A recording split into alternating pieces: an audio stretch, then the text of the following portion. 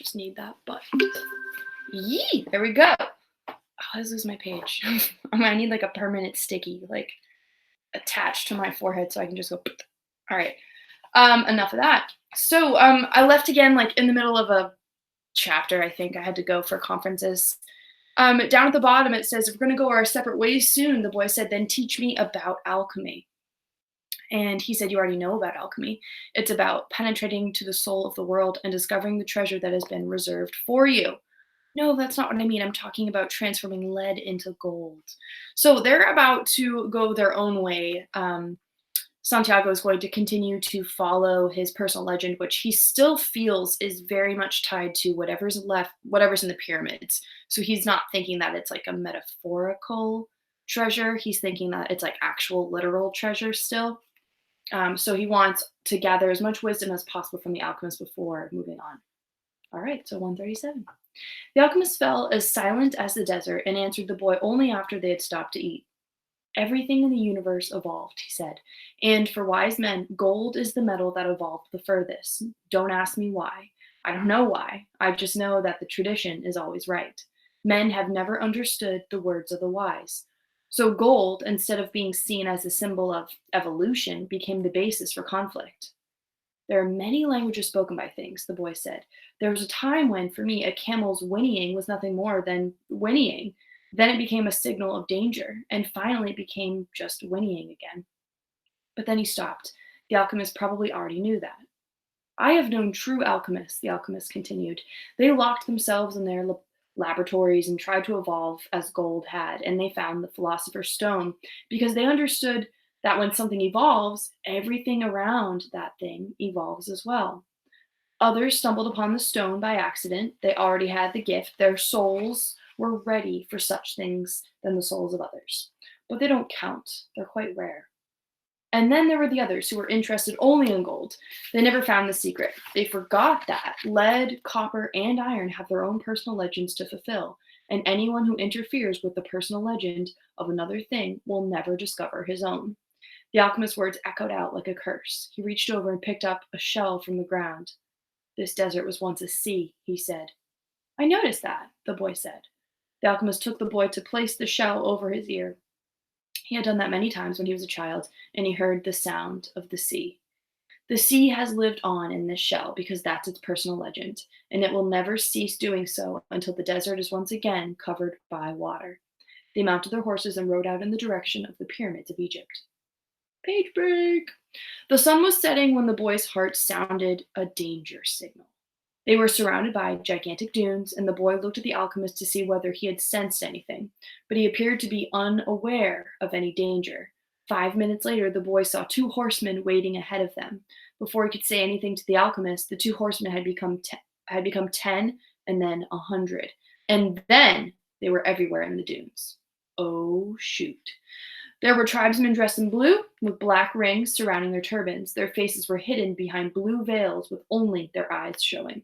Even from a distance, their eyes conveyed the strength of their souls, and their eyes spoke of death. Well, that's not good. Oh, shoot. Page break. The two were taken to a nearby military camp. A soldier shoved the boy and the alchemist into a tent where the chief was holding a meeting with his staff. "These are the spies," one said of the men. "We're just travelers," the alchemist answered. "You were seen at the enemy camp 3 days ago, and you were talking with one of the troops there." "I am just a man who wanders the desert and knows the stars," said the alchemist. "Oh, that's going to go over really well. Well, I'm just a man who travels and looks at the stars. Oh, okay. I have no information about troops or about the movement of the tribes. I was simply acting as a guide for my friend here." "Who is your friend?" the chief asked. "An alchemist," said the alchemist. "He understands the forces of nature, and he wants to show you his extraordinary powers." The boy listened quietly and fearfully. "What is a foreigner doing here?" asked another of the men.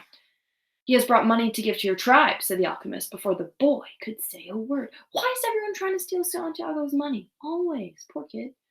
And seizing the boy's bag, the alchemist gave the gold coins to the chief. No permission. The Arab accepted them without a word. There was enough there to buy a lot of weapons. "What is an alchemist?" he asked finally. It's a man who understands nature and the world. If he wanted to, he could destroy his camp with just the force of the wind.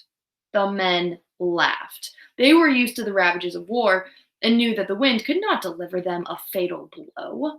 Yet each felt his heart beat a bit faster. They were men of the desert and they were fearful of sorcerers. I want to see him do it, said the chief. He needs 3 days, answered the alchemist. He is going to transform himself into the wind just to demonstrate his powers. If he can't do so, we humbly offer you our lives for the honor of your tribe. Oh man, so not only did he steal Santiago's money, he's now basically bargaining his life. This poor kid. All right, you can't offer me something that is already mine, the chief said arrogantly. But he granted the travelers 3 days. The boy was shaking with fear, but the alchemist helped him out of the tent. Don't let them see that you're afraid, the alchemist said.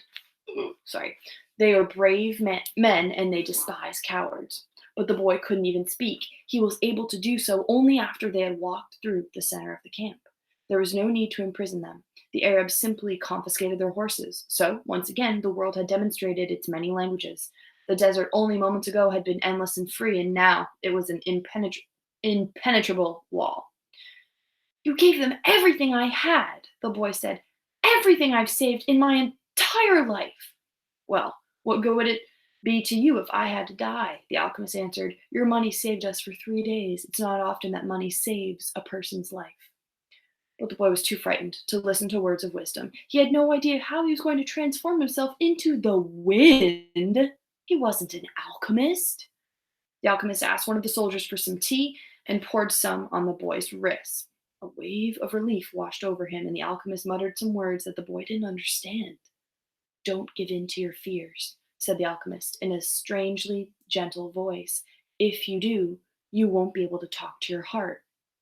But I have no idea how to turn myself into the wind. If a person is living out his personal legend, he knows everything he needs to know. There is only one thing that makes a dream impossible to achieve: the fear of failure. I'm not afraid of failing. It's just that I don't know how to turn myself into the wind. Well, you have to learn. Your life depends on it. But what if I can't? God, he's pushy, isn't he? Then you'll die in the midst of trying to realize your personal legend. That's a lot better than dying like millions of other people who never even knew what their personal legends were.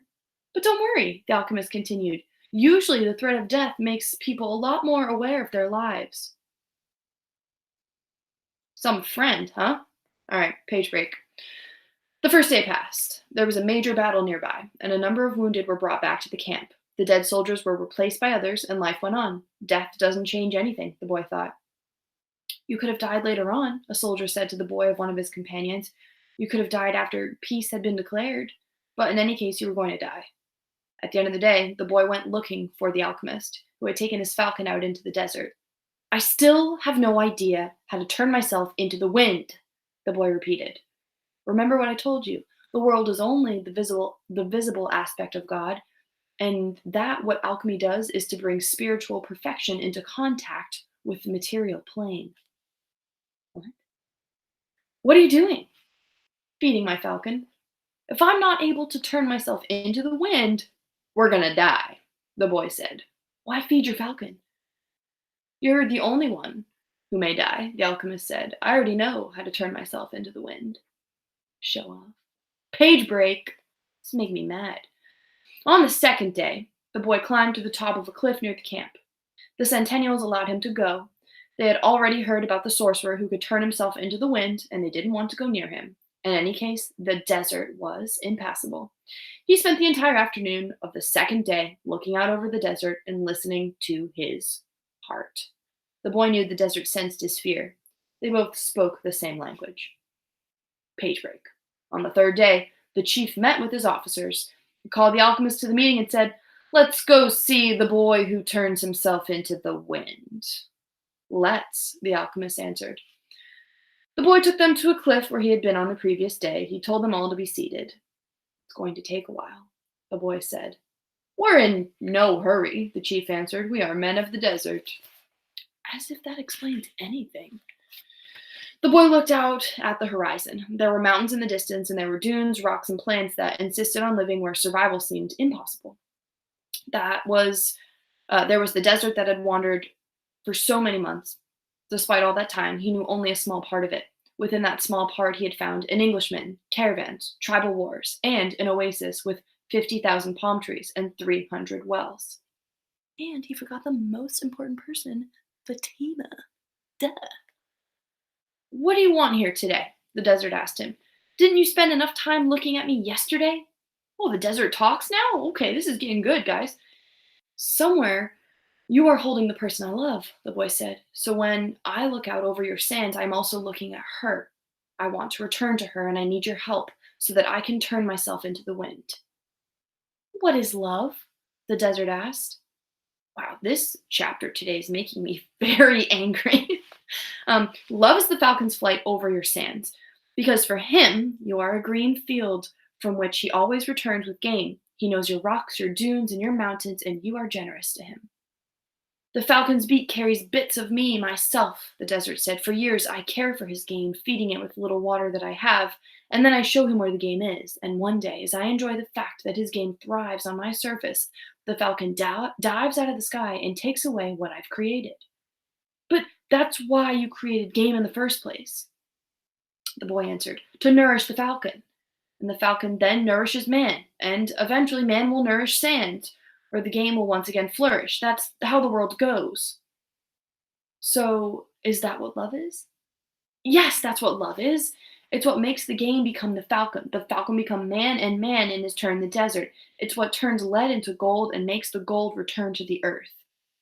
I don't understand what you're talking about, the desert said. But you can at least understand that somewhere in your sands there is a woman waiting for me, and that's why I have to turn myself into the wind. The desert didn't answer him for a few moments. Then it told him, I'll give you my sands to help the wind to blow, but alone I can't do anything. You have to ask for help from the wind. A breeze began to blow.